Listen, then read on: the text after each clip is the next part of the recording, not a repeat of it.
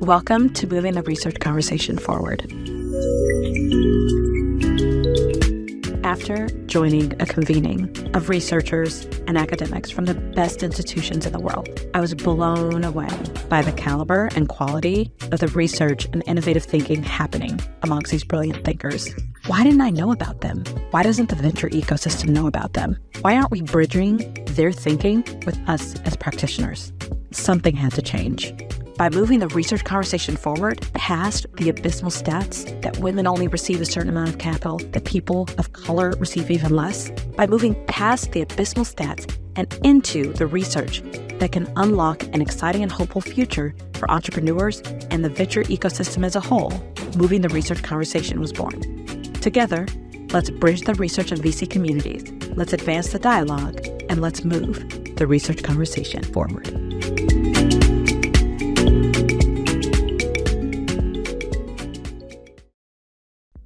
Hello, and welcome to Moving the Research Conversation Forward. I'm so excited to be here having a conversation with Sekou Bermiss. Welcome to the conversation, Sekou. Thank you for having me. Honored to be here. Yeah, well, you are one of our kickoff guests. And as we were kind of talking before we kind of kicked off the show, we talked about the importance of translation, right? The importance of bridging the venture community with the research community, because me as a venture capitalist, I need research to reference to help investors understand why it's important to invest in women entrepreneurs and entrepreneurs of color. You're out here doing that research, and a lot of other venture capitalists would love to know about your research, right? So let's start there. Tell us about who you are and your research agenda, if you will. Great. Well, Sekou Bermiss, I'm a faculty member here at the Kenan-Flagler Business School at University of North Carolina, Chapel Hill. And I'm in the strategy and entrepreneurship area. So I study any and everything related to how human capital matters. And this stems from my own life and my own kind of experiences as a consultant before I became an academic. And that old adage, our people are our best asset, I found that to be something oft said and not always often followed or studied or understood. And so I thought, well, why don't I just spend every waking moment trying to understand people and the value that people bring to organizations and how we can better understand that to make organizations better. And so in that, it's taken me a bunch of different places, but one of the places that it has taken me through a lot of work with doctoral students is in the area of entrepreneurship, where people matter a ton because these are small organizations with only a few people. And so understanding the value that these people bring can be the difference between success and failure in a way that it wouldn't be for a large organization. Great. And can you provide a little bit of an overview of your current research projects, Sekou? And really, if you could highlight the key questions or kind of problems you're addressing. Sure. So any academic you talk to are working on too many projects, just like probably you talk to a VC, like, tell me about the deals you're working on. They're like, oh, I mean, a million all at the same time. It's the same thing. But I'll bring up a couple that I think are particularly of interest to your audience, which is in the entrepreneurship and that ecosystem. So the first is looking at how the experiences of founders and how the experiences of employees impact, and this is in general, impact innovation, right? And so the breadth and the depth of the experiences that people have and how that can kind of drive patent activity and drug development. So I have PhD students in the biotech space and is looking at that kind of stuff. And that's more the general, I think, kind of topics. But I also have a student that is now graduated. I should stop calling him a student because he's a faculty member. And he was really interested in how race and entrepreneurship interact. And in particular, interested in how maybe we can think about decreasing the gaps that we see in representation in entrepreneurship in some critical ways. And so you've heard all the stats, and this group is underrepresented, and we could probably cite them all chapter and verse at this point. But I pushed him, and he, to his credit, his name is Christopher Law. He's at University, Texas A&M. He wanted to figure out solutions. He didn't want to just talk about the problems. And so, I don't know about you, but I always follow these kind of topics, and often there's people who are working on ways to get more female founders or get more Black founders, and all sorts of programs. And I'm always curious, like, well, how well do these work, right? And part of the issue with, if you look at any of the major programs that are there, we know about the success stories, but no one's really ever studied to see, does it work, does it not work? And to do that, you kind of need a rigorous sort of approach. And so that's what we took with this study. And so we were curious to see what kind of experiences might improve the likelihood that someone would end up becoming a founder of a venture-backed firm. And we wanted to see if there are any differences across demographics, primarily race and gender, right? Those are the big ones. And the thing that we looked at was joining a firm, right? So founding a firm, and people look at founding activity, but joining an entrepreneurial venture and just being a joiner is a unique kind of experience. And so we thought, well, I wonder if there's an effect here. And so he went and collected this data with the help of an organization that places people into entrepreneurial ventures. And we looked at not only the people who went through that program, but there's a lot of people who got into that program but didn't join for whatever reason. Right, so you have very similar people, some that get this training, join a company, some that don't. And then we look to see 4, 5, 6 years down the road what happens. And so we find, hey, joining this, being a joiner improves the likelihood that you will do this, which is good. But this effect is significantly higher for Black women than it is for any other area. Yeah. It's significantly higher for Black women than any other group. Mm-hmm. Take us through what the implications are there, Sekou. So are you saying that for women entrepreneurs, or entrepreneurs in general, if we just take the sort of headline, for entrepreneurs in general, Sekou, by being a joiner at a startup, are there any nuances there? But by being a joiner at a startup, that increases an entrepreneur's likelihood of going out and then starting their own firm? Correct, right? And this is all about success rates, right? A lot of people try, but these are folks that actually were successful in creating one. And so it's not just that they attempted, it's that they, later on, not only are a founder, there's a company that's gotten some notoriety, some backing. So joining, say it again? That's very helpful to understand. Yeah, so joining matters, right? That's, I think, the high level takeaway. I think people think, all right, I have an idea. There's a lot of training programs. Hey, you get training on how to be a founder, go into a program that's going to develop you to be a founder. But a lot of the knowledge, I think, is tacit. And you can't learn it in a classroom. It's hard to train someone. But if you work in a venture and you're there trying to figure out how to make things work, how to do pitches, then I think maybe you develop knowledge and expertise that can be valuable for you to be a founder. So it's almost like an apprenticeship sort of model, which is not something that you see often with a lot of the entrepreneurial support organizations like accelerators, and like they are trying to help people who already want to be founders. But maybe there's some value in getting people to be joiners. Got it. And when you say there was it sort of impacted Black female entrepreneurs disproportionately, what do you mean?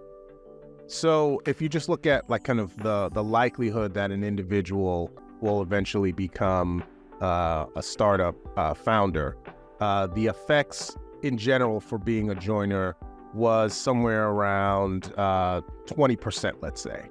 And it was double that for Black women.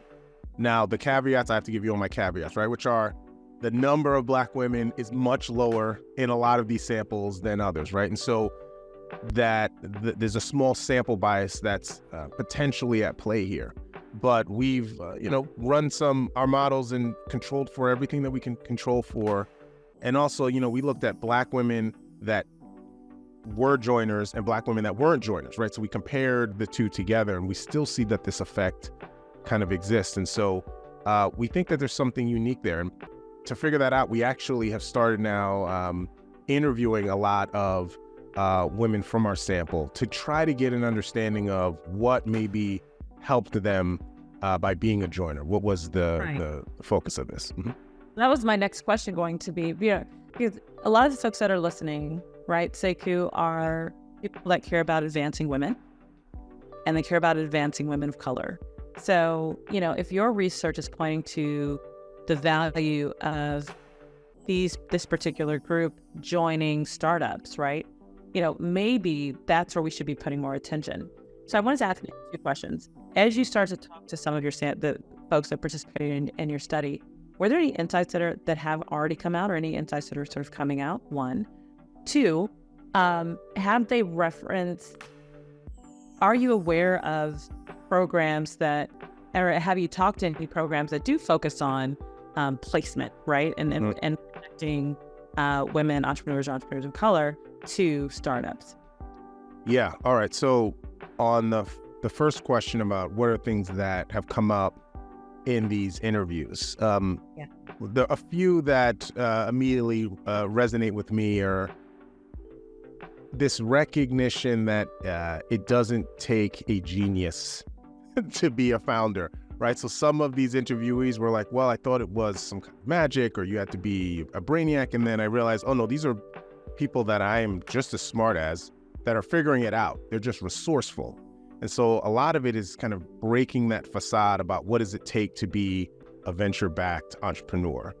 I think the other is also confidence, right? That it can be done. So seeing kind of an organization go through good times, bad times, and see the value of perseverance can also potentially be that inspiration that a lot of these interviewees have talked about.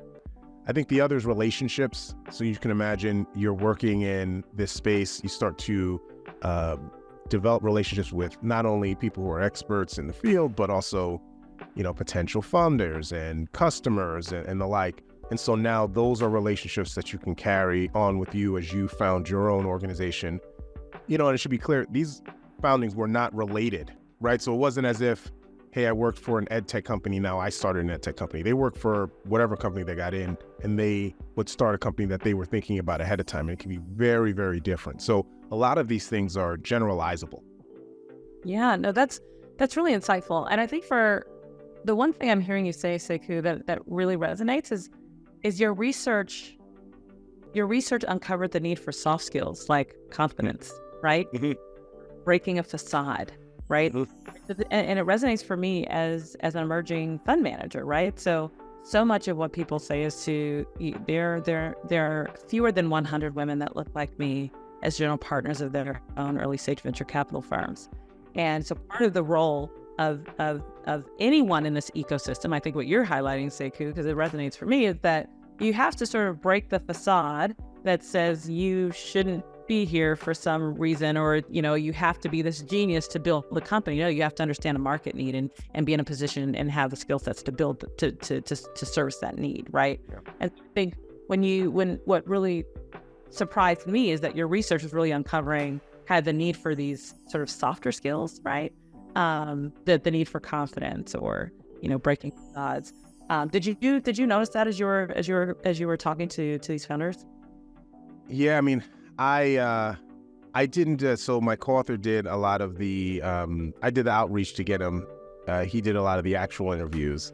I got to read all the transcripts, and so for me, it was definitely a lot of it was an eye-opening experience for this reason or that reason.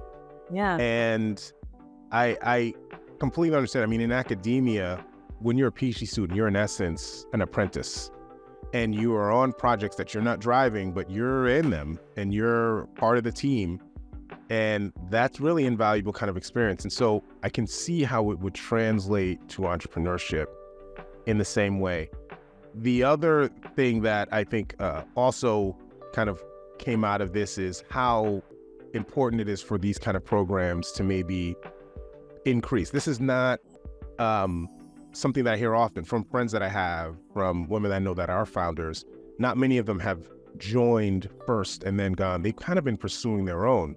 So this, Yeah. I feel like, is a pathway that maybe is less well-traveled, that maybe should be better explored. Yes. Tell us more about that. That's well said. That's like a headline, Sekou. Well, and I have to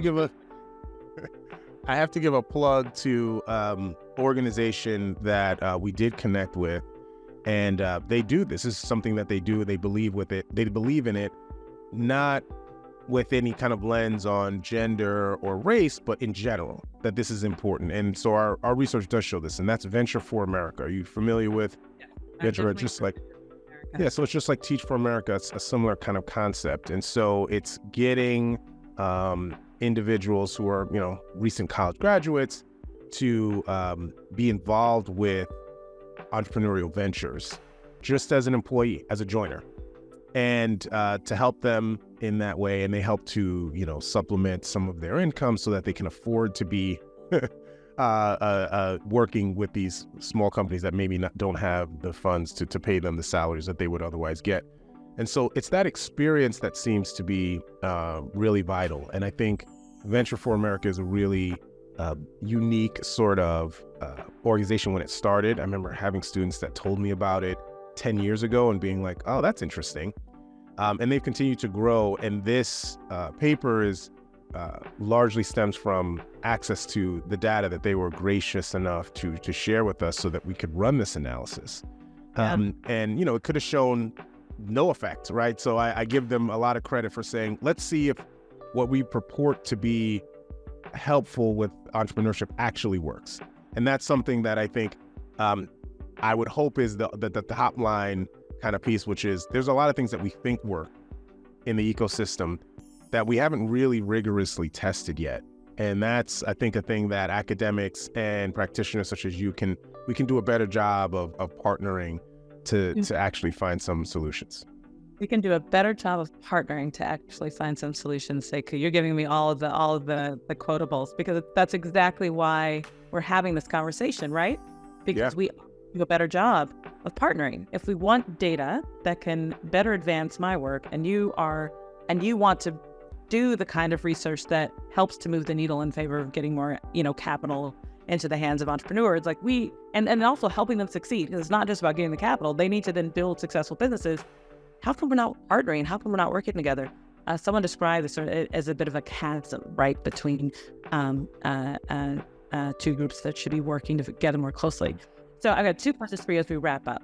Sure. My first question for you is, what research gaps do you see because you're in the sort of research ecosystem? It's a space where us as practitioners are not.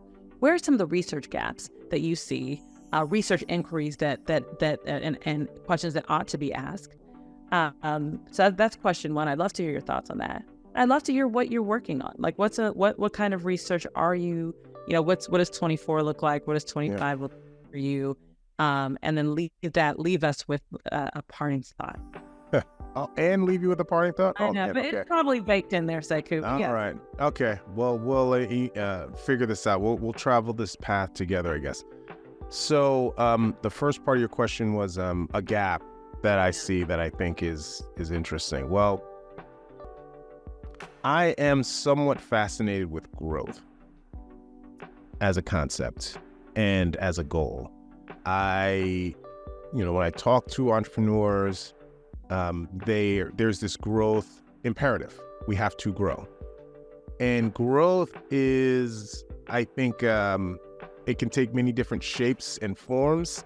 And I think it's not really well understood. So I'll give you a perfect example. Again, from I'm a bias because I'm a human capital person. So an organization that is at 30, 40 and says, hey, all right, we just closed a round of funding.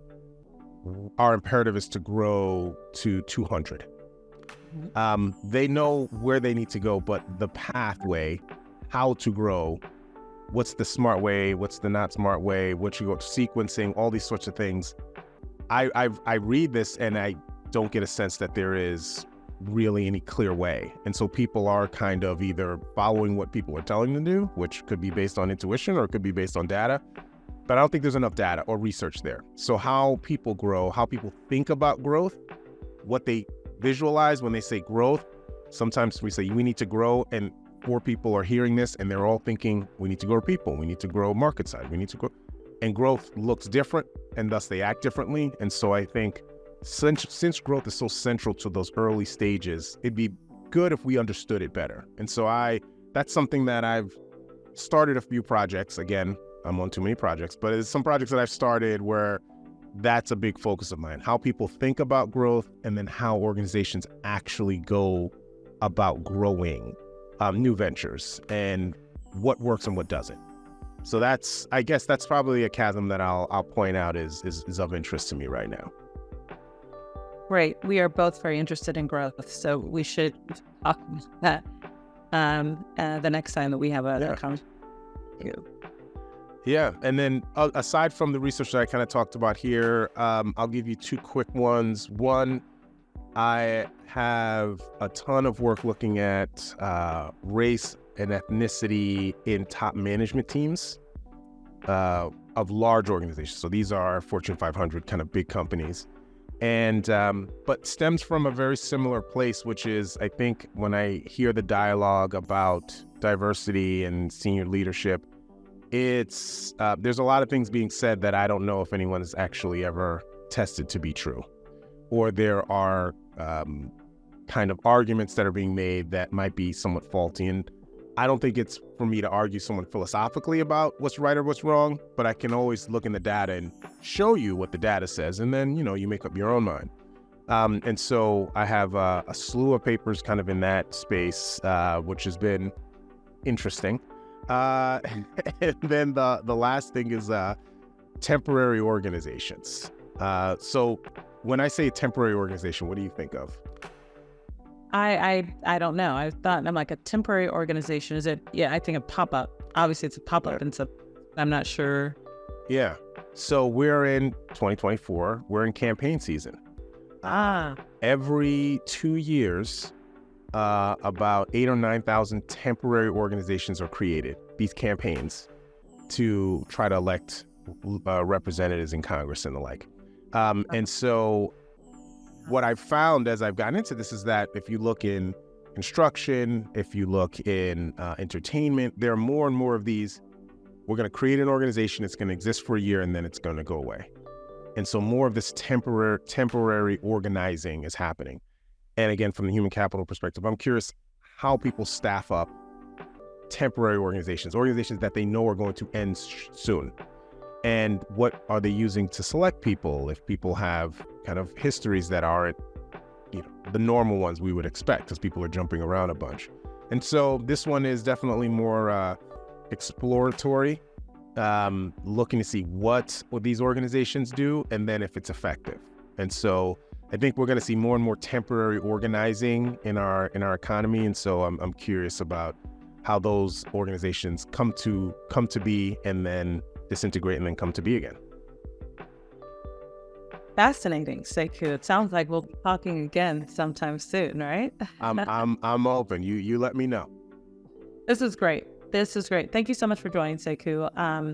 I would not be doing a great job having this conversation with you without giving you a chance to kind of collect our conversation and the thing that kind of stood out that we should leave everyone with. I'd love to hear what that is for you.